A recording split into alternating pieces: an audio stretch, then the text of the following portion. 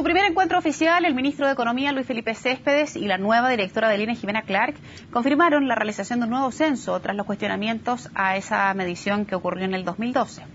¿Es conveniente realizar otro estudio demográfico luego de que el gobierno de Sebastián Piñera ratificara resultados anteriores? Queremos analizar eso. Está aquí en el estudio el ex subsecretario de Economía, Tomás Flores. Tomás, gracias por venir. ¿Cómo está usted? Muy bien. Qué bueno. Tomás, ¿está usted de acuerdo con realizar un censo abreviado como lo anunció el actual ministro para el 2016? Hubo en todas las reuniones de expertos, tanto nacionales como extranjeros, el planteamiento de lo que se ha hecho en otros países en esta materia. Y efectivamente la recomendación, partamos por lo que es la recomendación de buenas prácticas, es prácticamente cada 10 años hacer un censo completo, como el que ocurrió el año 2012, con varias decenas de preguntas, con una serie de información que es recogida. Eso cada 10 años. Y cada 5 años lo que se conoce como un censo abreviado o un conteo, en el cual efectivamente es un censo que probablemente se realice en un día, es un censo en el cual no hay más de 5 o 6 preguntas, en la cual tiene por objetivo fundamentalmente obtener datos demográficos. Cuántas personas habitan en ese hogar, cuáles son las edades de ellos, cuál es el género de ellos y basta. ¿Te fijas? Ese conteo es algo que apareció como una alternativa dentro de la hoja de ruta que planificó el exdirector del INE. Por tanto, yo creo que es factible realizar este censo abreviado o conteo, como le llaman los especialistas, el año 2016, de manera tal de que efectivamente a toda la información que hoy día está disponible en la página del INE, con los datos del año 2012, se le puede agregar ese dato adicional de población con mucho mayor exactitud por comuna.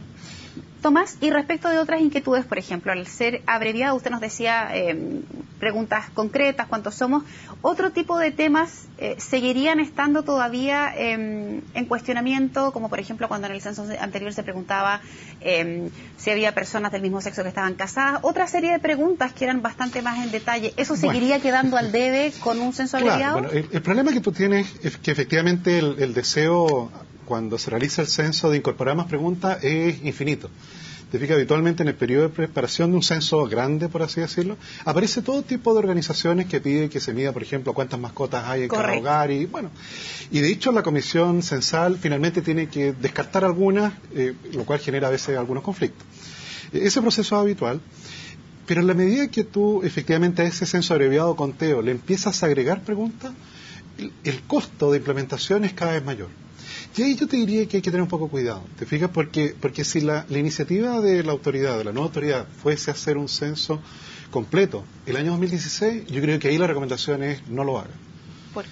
Porque efectivamente en la preparación de un censo completo, con toda esa decena de preguntas, por lo menos te toma cerca de 5 años.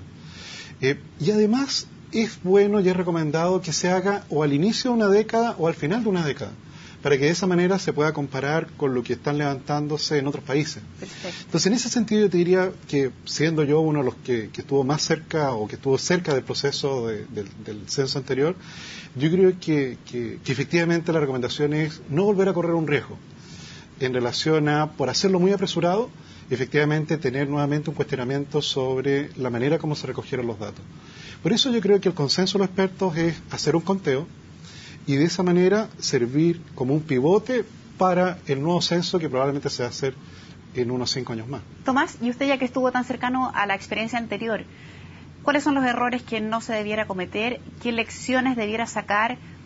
Yo sé que a la gente le gusta poco dar recomendaciones para los gobiernos que siguen, pero usted es experto, entonces es importante lo que pueda aconsejar respecto de cosas que no debieran ocurrir. Yo diría que, bueno, en este caso, cuando se realice el próximo censo grande, por así decirlo, ya va a tener la experiencia de lo que significa hacer un censo a lo largo de varios días. Es importante en ello, indudablemente, la capacitación de los encuestadores. Tener sistemas que te permitan poder corroborar bien si finalmente se encuestó a una familia o ese encuestador rellenó la encuesta en su casa, inventó datos. Yo diría que una de las cosas que apareció en la comisión investigadora y en otras comisiones en las cuales se analizó el proceso censal, en el cual por primera vez se realizó a lo largo de varios meses, es tomarse un buen tiempo para prepararlo. En esta materia yo creo que es la mejor recomendación. O sea, no hacerlo apresurado, porque de otra manera nuevamente se puede generar un problema que ponga en duda la validez de los datos. Hacerlo en un día y que por lo tanto toda la gente sepa que ese día tiene que permanecer en su casa y solo salir una vez que bueno, esté encuestado. eso es lo que probablemente va a ocurrir con el conteo. te fijas, este censo del año 2016, este censo pequeño, por así decirlo, conteo, probablemente se va a hacer en un día. Ahí nuevamente eso tiene un desafío logístico sustancial. Eso implica poder reunir cerca de 500.000 personas que estén dispuestas ese día a realizar la medición. En un contexto en que probablemente van a ser voluntarios, en un contexto en el cual no es fácil capacitar a 500.000 de personas, te fijas, o sea, genera, si bien es cierto, solo vas a levantar 5 preguntas, genera un desafío logístico sustancial. Y por eso, nuevamente, mi recomendación es mucho tiempo en planificación. Finalmente, cuando uno hace las cosas un poco apurado, se arrepiente dolorosamente. ¿Y por qué fue que se hizo apurado en el gobierno de Sebastián Piñera? Bueno, yo diría que efectivamente se había levantado todos los censos anteriores. Chile ha levantado, yo creo que cerca de 18 censos en su historia. Todos hechos con esta modalidad en un día. En el cual crecientemente se vio una mayor dificultad para poder tener una cantidad suficiente de voluntariado que lo pudiera hacer efectivamente en ese día. Y también con algunos problemas que se le presentan en términos climáticos, por ejemplo. Si en el censo anterior, si no recuerdo mal, el año 2002, hubo comunas en las cuales el porcentaje de recolección de datos fue bastante bajo porque fue un día muy lluvioso en el sur de Chile. Y cuando en un día, bueno, ya no hay mucho más que pueda reparar porque ese era el día que se tomó el censo.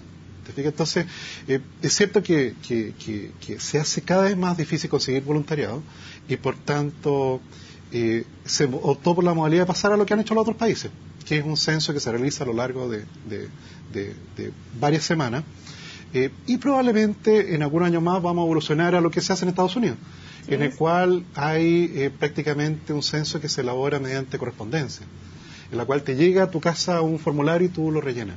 Eso implica otra cultura, implica que la gran mayoría va a responder ese formulario, que no lo va a botar a la basura, y se toma una muestra muy pequeña para caracterizar la población. Entonces, por eso es que Chile está en esta etapa de transición.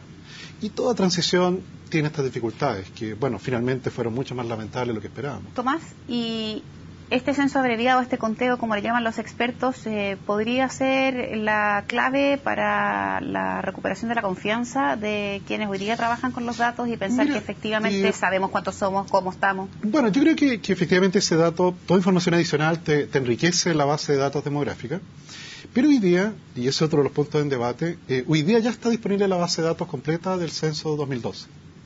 Esa base de datos está a disposición de los investigadores, ellos ya la están usando. Esa base de datos se entregó también a Naciones Unidas y a todas las organizaciones internacionales que recopilan datos demográficos. En esto es relevante el hecho de que esa base de datos contiene respuestas finalmente de casi 16 millones de personas. Es la más grande base de datos que tenemos que caracteriza a la sociedad chilena. Y en ello, nuevamente, mi humilde recomendación es no botar esa base de datos a la basura. Aunque usted tenía desconfianza, porque más allá de lo que los investigadores, los expertos hagan, le hablo, Tomás, como de la sensación ambiente. Pero hay una desconfianza que no es sana en las estadísticas. El test final es si los investigadores utilizan los datos o no para obtener conclusiones de ellos. Y en ese proceso estamos. Hoy día esta base de datos está disponible, esta base de datos está siendo estudiada por las facultades de estadística de todas las universidades de Chile y del extranjero.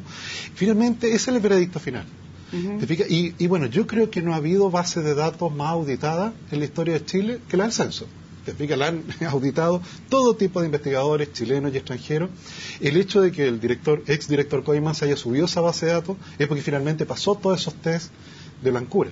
En eso, una de las primeras reacciones que tuve yo cuando se destapó este problema fue resguardar la base en papel, de manera tal de que esa que era la materia prima efectivamente estuviera segura y a partir de eso poder chequear si todos los demás procedimientos estaban nítidos y claros. Tomás, uno de los anuncios que también hizo el ministro Céspedes no solo decía relación con este censo abreviado propiamente tal, sino que hizo anuncios en torno al INE en su generalidad. Él habló de fortalecer la institucionalidad. ¿Usted está de acuerdo con eso? Totalmente de acuerdo. Nosotros presentamos un proyecto de ley el año 2012 que le da autonomía al INE. Correcto. Que es la recomendación que hace la OECD, que en parte es un compromiso que Chile tiene con la OECD. Ese proyecto de ley efectivamente genera un consejo parecido al del Banco Central, que requiere un acuerdo en el Senado, le da autonomía en términos de que ya no depende del Ministerio de Economía, esa institución. Ese proyecto de ley está en primer trámite constitucional. Quedó estancado, entiendo, en el 2002, en diciembre. Uno de los problemas que tuvimos en esa materia, que no tenía que ver con esto directamente, es que los funcionarios del INE solicitaron en este proceso un mejoramiento generalizado de sus rentas. Y eso evidentemente implica una negociación con el Ministerio de Hacienda. Espero que mi sucesora sea más exitosa en esta materia de lo que fui yo. ¿Te fijas? Pero si te fijas, el punto de discrepancia no fue algo que apuntara a hacerlo más autónomo o menos autónomo. En eso hubo consenso en la Comisión de Economía del Senado. Todos los senadores estuvieron de acuerdo en ello. Está este otro tema. Te fijas que se convirtió en una piedra de tope. De hecho, con los asesores de cada uno de los senadores, alcanzamos a preparar una indicación que enriquecía este proyecto. Por tanto, nuevamente, mi humilde recomendación es tomar este proyecto de ley y indicar efectivamente aquellas cosas en las cuales pudiera haber perfeccionamiento y colocarle suma urgencia. ¿Por qué es importante esto? Porque en Chile los gobiernos son muy cortos. 4 años se pasan en un pestañazo. Soy testigo de ello. Por tanto, cada minuto que pasa es un minuto que perdiste en tramitación legislativa. No recomendaría hacer todo el proceso de nuevo. No, porque es bueno lo que usted señala, porque una de las cosas que está como probabilidad dentro del Ministerio de Economía, 2 caminos. Uno, probablemente afinar algunos detalles respecto de eso, pero otro es echar por tierra y desechar completamente esta iniciativa levantada en la administración de Sebastián Piñera y poner algo nuevo.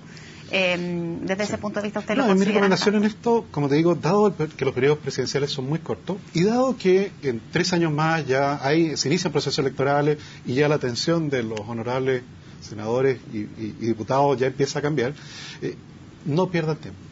¿Te fijas? De hecho, a mí me tocó indicar proyectos, o sea, colocar indicaciones sustitutivas o auditivas a proyectos de ley iniciados durante el primer periodo de la presidenta Bachelet.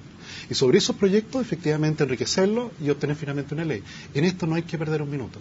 ¿Te fijas? Los parlamentarios hoy día abrieron un espacio para la tramitación. Ese espacio no es infinito. Perfecto. Tomás, muchísimas gracias por haber venido al estudio de CNN a comentarnos su opinión respecto de este tema. Que esté muy bien. Encantado. Gracias.